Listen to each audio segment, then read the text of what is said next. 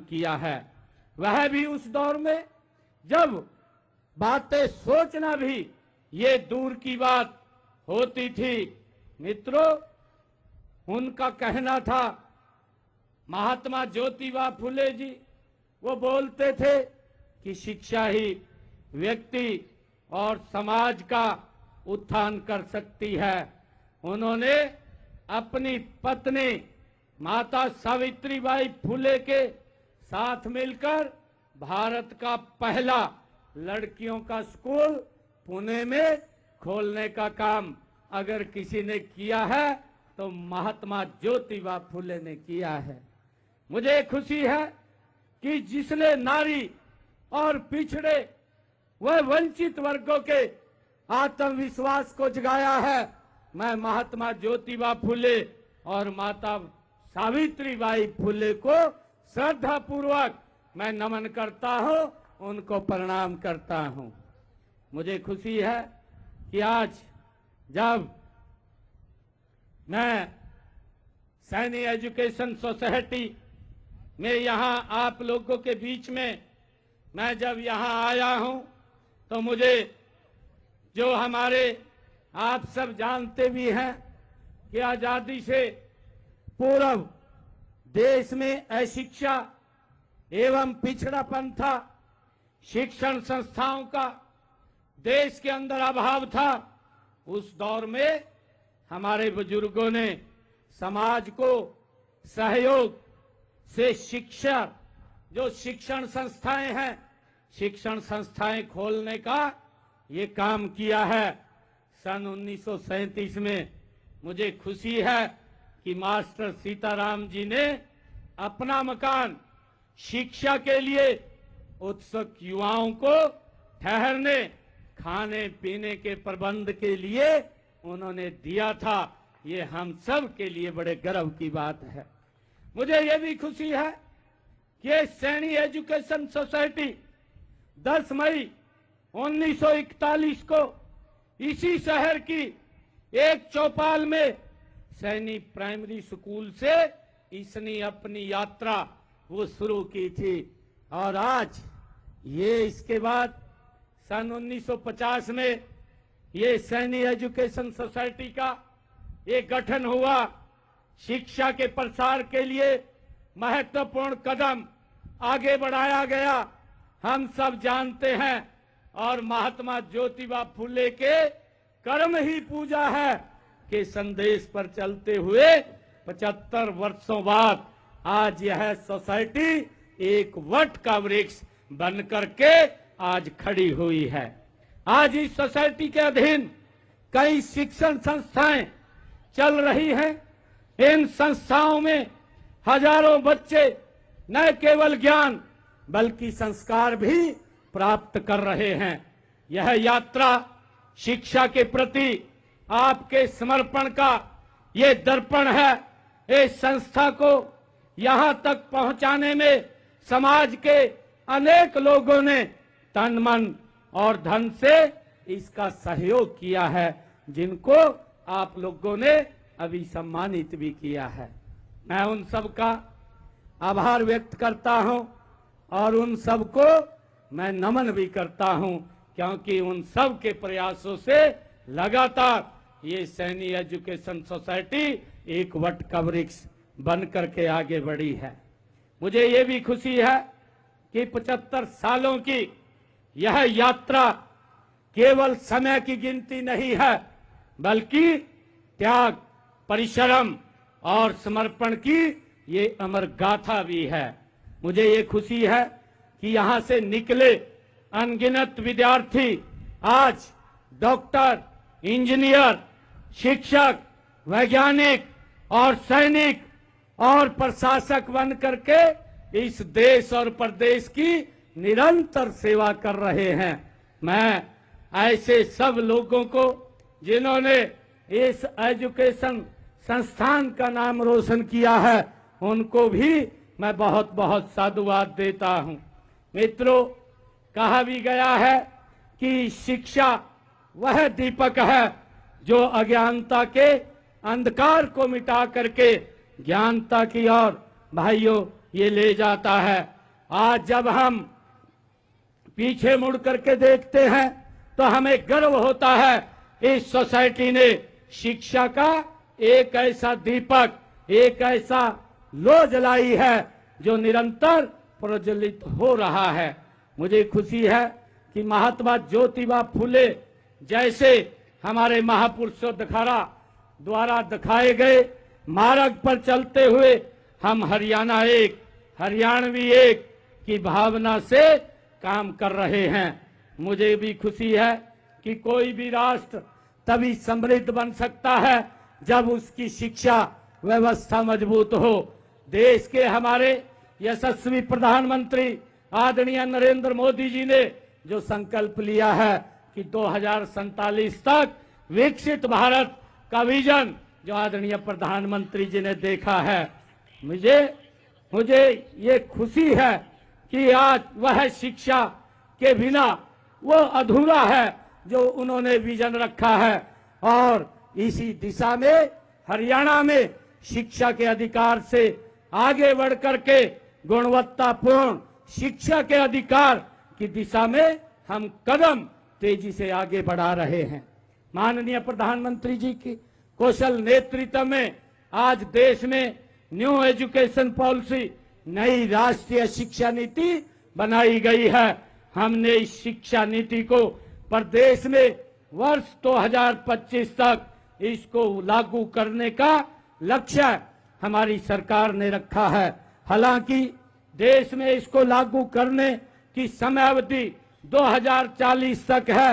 हमने शिक्षा को केवल एक विभाग नहीं बल्कि समाज परिवर्तन का हमने औजार इसको माना है। हमने कुछ ठोस निर्णय किए हैं। सर्व शिक्षा अभियान के तहत सभी बच्चों व स्कूलों में नामांकन सुनिश्चित किया गया है। स्कूलों में डिजिटल शिक्षा को बढ़ावा दिया गया है। स्मार्ट क्लासरूम, टैबलेट वितरण और ई लर्निंग को प्रोत्साहन देने का काम हमारी सरकार निरंतर काम कर रही है। हमने आदरणीय प्रधानमंत्री जी ने पिछले दिनों बेटी बचाओ बेटी पढ़ाओ अभियान को व्यवहार में उतारते हुए छात्राओं के लिए सुरक्षित परिवहन, छात्रवृत्ति, सैनिटरी सुविधाएं हमने बढ़ाई हैं। हम आने वाले समय में हरियाणा को शिक्षा के क्षेत्र में अग्रणी राज्य बनाने के लिए हमारी सरकार प्रतिबद्ध है। हर ब्लॉक में उत्कृष्ट मॉडल स्कूलों की स्थापना, बच्चों में आर्टिफिशियल इंटेलिजेंस, कोडिड और डिजिटल कौशल की शिक्षा, कौशल विकास कार्यक्रमों को विद्यालय स्तर से जोड़ना और उच्च शिक्षा में अनुसंधान एवं नवाचार को बढ़ावा लगातार हमारी सरकार काम कर रही है। मित्रों, मुझे खुशी है कि हमने राज्य के सभी 22 जिलों में अटल टिंकरिंग लैब स्थापित की हैं। 5,000 से अधिक स्कूलों को वाईफाई कनेक्टिविटी से हमने जोड़ने का काम किया है।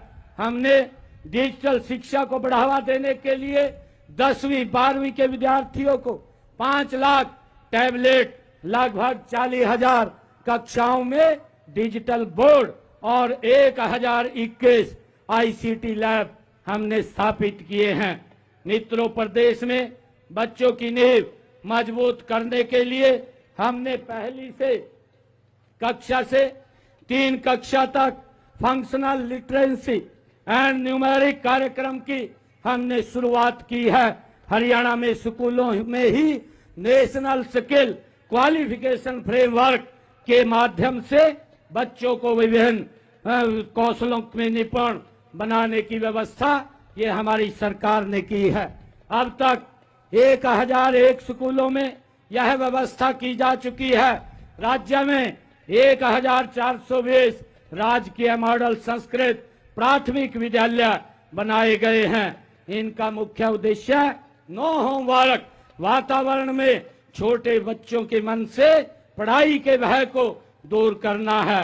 प्रदेश में 218 राजकीय मॉडल संस्कृत वरिष्ठ माध्यमिक विद्यालय स्थापित किए हैं और ये सीबीएसई से संबंधित हैं और इसमें पठन पाठन का माध्यम भी अंग्रेजी है।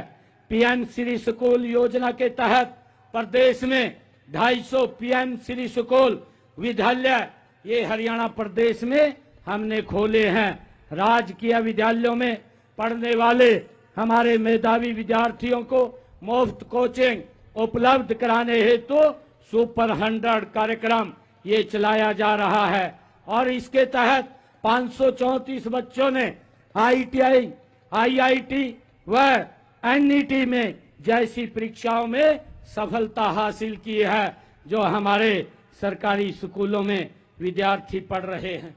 मित्रों, मुझे खुशी है कि प्रदेश के विद्यालयों में अधिक से अधिक विद्यार्थी विज्ञान विषय को पढ़े, उनकी सोच और दृष्टिकोण वैज्ञानिक हो, उनकी विज्ञान व गणित के प्रति रुचि बढ़े। इस उद्देश्य से 2022 से कक्षा 9 के विद्यार्थियों के लिए बुनियाद कार्यक्रम आरंभ किया है। 12वीं में 90% से अधिक अंक लेने वाले हमारे गरीब परिवार के होनहार विद्यार्थियों के लिए मेधावी छात्रवृत्ति योजना और इसके तहत विद्यार्थियों को 1,11,000 रुपए का पुरस्कार देने का काम ये हमारी सरकार कर रही है।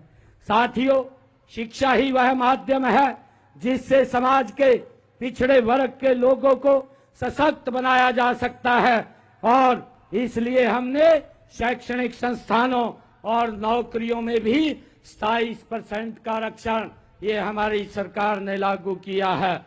हमने पिछड़े वर्ग के 3 लाख रुपए तक सालाना आय वाले परिवारों के बच्चों को देश में कहीं भी पढ़ाई करने के लिए 15 लाख रुपए और विदेश में पढ़ाई करने के लिए 20 लाख रुपए मात्र शिक्षा ऋण 4% ब्याज दर पर देने का निर्णय ये हमारी सरकार ने लिया है ताकि बच्चों को और उनके माँ बाप को शिक्षा में कोई दिक्कत, कोई समस्या ना आए। मित्रों, प्री मैट्रिक छात्रवृत्ति योजना के तहत पिछड़े वर्ग के हमने 9वीं और 10वीं कक्षा में पढ़ने वाले बच्चों को 4,000 रुपए वार्षिक शैक्षणिक भत्ता देने का काम भी ये हमारी सरकार कर रही है। मित्रों, मुझे ये भी खुशी है कि पीएम यशस्वी योजना के तहत अन्य पिछड़ा वर्ग के विद्यार्थियों को 5,000 रुपए से लेकर के 20,000 रुपए तक शैक्षणिक भत्ता, ट्यूशन फीस ये भी प्रदान की जाती है और पोस्ट मैट्रिक छात्रवृत्ति योजना के अंतर्गत पिछड़े वर्ग के विद्यार्थियों को 160 रुपए से 750 रुपए मासिक छात्रवृत्ति दी जाती है और इसके अतिरिक्त सभी नॉन रिफंडेबल फीस की प्रतिपूर्ति भी वो की जाती है। मित्रों, डॉक्टर अंबेडकर मेधावी छात्र संशोधित योजना के तहत पिछड़ा वर्ग के विद्यार्थियों को उच्च शिक्षा के लिए 8,000 रुपए प्रति वार्षिक छात्रवृत्ति प्रदान की जाती है और हमने निर्णय किया है जिन परिवारों की आय 1,80,000 रुपए से कम है ऐसे परिवारों के बच्चों को 12वीं कक्षा तक उनको फिर उनकी फीस पूर्ण रूप से माफ करने का निर्णय ये हमारी सरकार ने लिया है और इन्हें हम मुफ्त वर्दी, पुस्तकें, लेखन सामग्री भी ये उपलब्ध कराई जाती है। ऐसे परिवारों की बेटियों को कॉलेजों में भी और यूनिवर्सिटी में भी फीस को हमने पूर्ण रूप से माफ किया है। मित्रों, मुझे खुशी है चिराग योजना के माध्यम से आर्थिक रूप से जो हमारे कमजोर वर्ग के बच्चों को प्राइवेट स्कूलों में पढ़ने का अवसर दिया जा रहा है। इन विद्यार्थियों की फीस की पूर्ति सरकार द्वारा की जा रही है।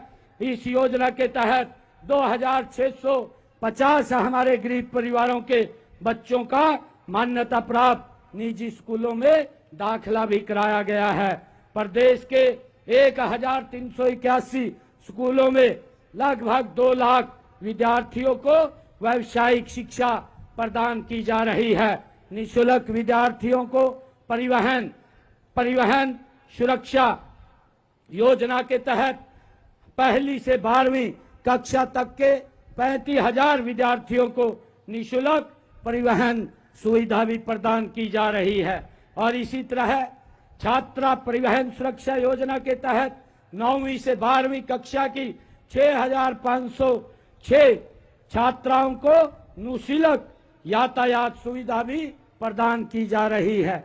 मुझे खुशी है कि आप ही इस राष्ट्र का भविष्य है।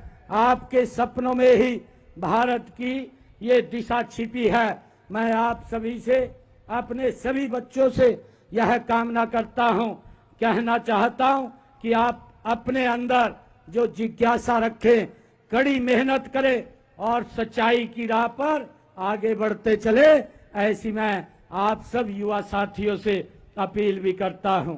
मैं अभिभावकों से भी ये निवेदन करता हूं कि आप केवल बच्चों को स्कूल भेजकर अपने कर्तव्य से मुक्त न रहे, उनके शिक्षण, चरित्र और व्यक्तित्व निर्माण में अपनी भूमिका अत्यंत आपकी महत्वपूर्ण है, उसको निभाने का काम करें।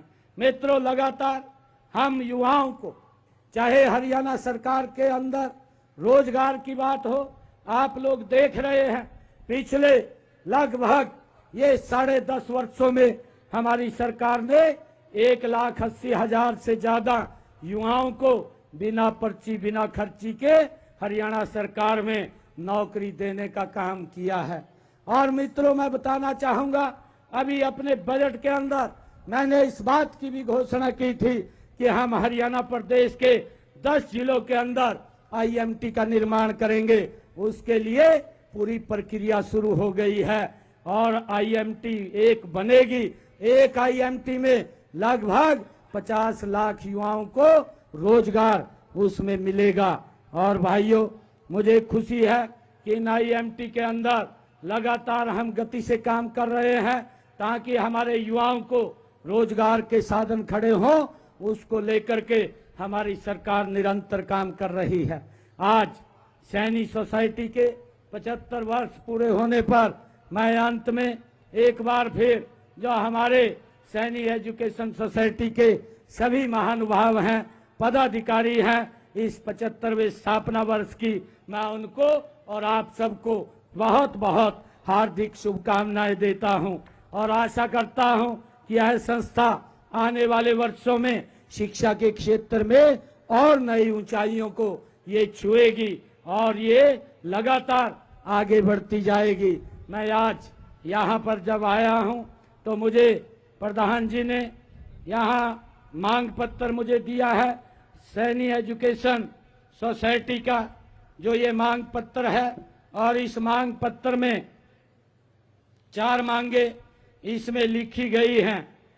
मैं आज इन चारों मांगों को जो भी हम विभाग के अनुसार भेज करके इसमें जितना सहयोग मेरी तरफ से होगा इनको पूरा करवाने का काम ये हमारी सरकार करेगी और ये हमारी शिक्षण संस्थान और ऊंचाइयों को छुए। आज यहाँ पर महात्मा ज्योतिबा फुले भवन और एक नई बिल्डिंग का शिलान्यास यहाँ पर किया गया है। मैं आज यहाँ पर जब इस 75 वर्ष की यात्रा में मुझे सौभाग्य मिला है यहाँ आप सबके बीच आने का, तो मैं अपने डिस्क्रिप्शनरी खाते से 51 लाख रुपया आज यहाँ पर दे करके जाता हूँ। आप सबको मैं इसकी बहुत बहुत बधाई और शुभकामनाएं देता हूँ।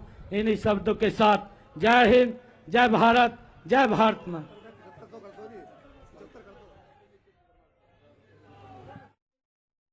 तो आज़ादी से पहले शिक्षा का अभाव था, आज़ादी से पहले शिक्षा का अभाव, लेकिन देश में न्यू एजुकेशन पॉलिसी बनाई गई है। मुख्यमंत्री ने अपने संबोधन में इस बात का जिक्र किया, शिक्षा के क्षेत्र में हरियाणा को अग्रणी बनाना हमारा लक्ष्य है। डिजिटल एजुकेशन पर जोर दिया गया है। 10वीं 12वीं के छात्रों को टैबलेट्स दिए गए। मुफ्त शिक्षा के लिए पीएम श्री स्कूल खोले गए, स्कूलों को वाईफाई कनेक्टिविटी से जोड़ा गया। मुफ्त कोचिंग के लिए कार्यक्रम चलाए जा रहे हैं। सैनी समाज का इतिहास गौरवशाली रहा है।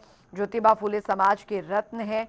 महात्मा ज्योतिबा फूले ने समाज को जगाने का काम किया। सैनी समाज के अधीन कई सोसाइटी चल रही हैं। समाज में फैले भेदभाव को खत्म किया। आज़ादी से पहले शिक्षा का अभाव था। मुख्यमंत्री ने अपने संबोधन में शिक्षा के क्षेत्र में जो विकास अब तक हुआ है और बीजेपी सरकार ने जिस तेजी के साथ विकास किया है उसको लेकर इसका जिक्र मुख्यमंत्री नायब सिंह सैनी ने किया। तो मुफ्त शिक्षा के लिए पीएम श्री स्कूल खोले गए हैं, स्कूलों को वाईफाई कनेक्टिविटी से जोड़ा गया है। मुख्यमंत्री ने अपने संबोधन में ये तमाम बातें कही।